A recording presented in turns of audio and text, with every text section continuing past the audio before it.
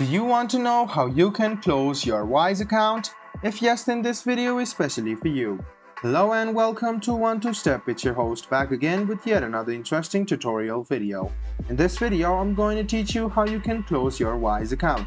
So let's go ahead and start the video without wasting any more time. Go ahead and open any type of browser you have on your PC. Then go to wise.com. After you go to wise.com, you can log into your account if you have it already, or else you can register for Wise now. Then go ahead and hover around your profile, which is here on the right hand side, and tap on it. Click on Settings and scroll all the way down. You can see Close Wise Account. If you want to stop using Wise, just go ahead and click on this icon over here. So you can see the Close button, tap on it.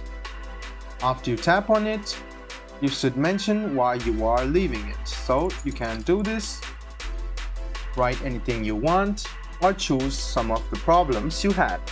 Go ahead and click Close Account, and you can click on Continue with Account Closer. So you can click Continue with Account Closer or Keep Account Open if you want.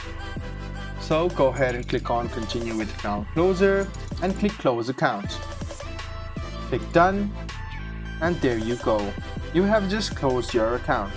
Now, even if you try to log into your account, you will not be able to access your account because you have just closed your account. And the message will be shown as well. And if you want to reactivate your account, you can see that. You can click Reactivate Account, confirm your new email address, complete all of this process, and you can reactivate your account as well.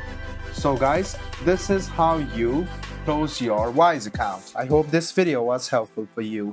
If you still have any kind of confusion, please do mention us on the comment section down below. Like the video, subscribe to the channel, and do hit the bell button for more. Hope to see you in the next video as well. Until then, goodbye, take care, and make sure you enjoy.